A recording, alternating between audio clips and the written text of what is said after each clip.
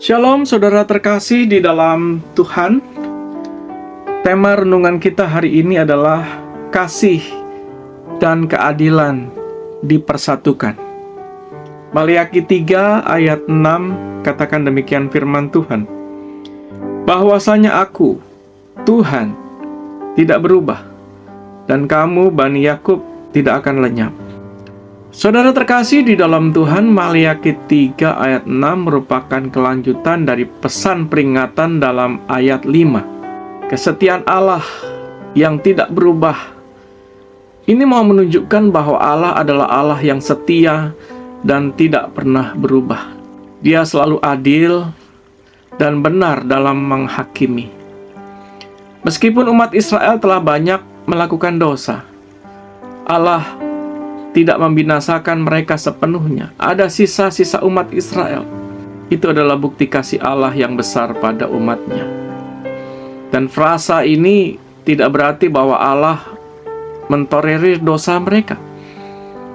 Jika kita perhatikan ayat kelima sudah menunjukkan bahwa tidak akan mereka lolos dari penghakiman.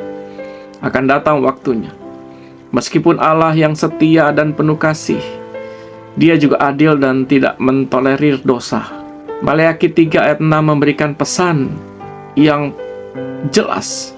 Di satu sisi Allah adalah Allah yang setia, dan Dia tidak pernah berubah.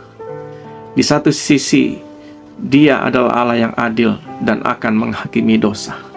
Pesan Maliaki 3 ayat 6 juga relevan bagi kita hingga hari ini. Kita perlu ingat bahwa Allah adalah Allah yang setia dan penuh kasih. Tetapi Dia juga Allah yang maha adil, yang akan menghukum dosa sekecil apapun. Pernahkah kita jujur mencoba menghitung berapa banyak dosa-dosa kita? Mungkin kita bisa berandai-andai, misalnya dosa kita sehari 5 kali.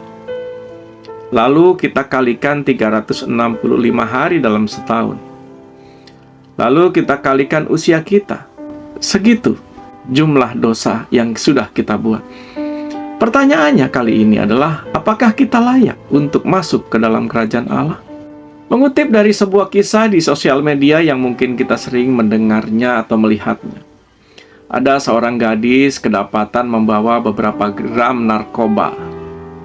Lalu ia ditangkap polisi dan ia di meja hijaukan. Tepat di hadapannya hakim memutuskan ia bersalah, didenda 10 juta atau hukuman 3 bulan penjara. Palu sudah diketuk dan akhirnya sidang selesai.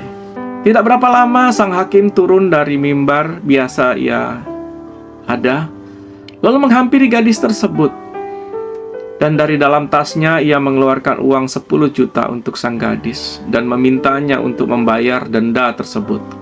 Rupanya sang hakim itu adalah ayah dari sang gadis itu. Saudara terkasih, di sini kita melihat bahwa sang hakim harus adil. Ia menjatuhkan hukuman pada gadis itu, bahwa gadis itu bersalah. Tetapi sang hakim itu dengan kasihnya, dia membayar apa yang menjadi kesalahan dari sang gadis. Saudara terkasih, Tuhan harus menghukum dosa, bukan? Tetapi Tuhan yang sama juga rela menyerahkan anaknya yang tunggal, Yesus Kristus, untuk menggantikan hukuman. Dan ini adalah bukti kasih-Nya kepada manusia. Di atas kayu saliblah kasih dan keadilan Allah dipersatukan.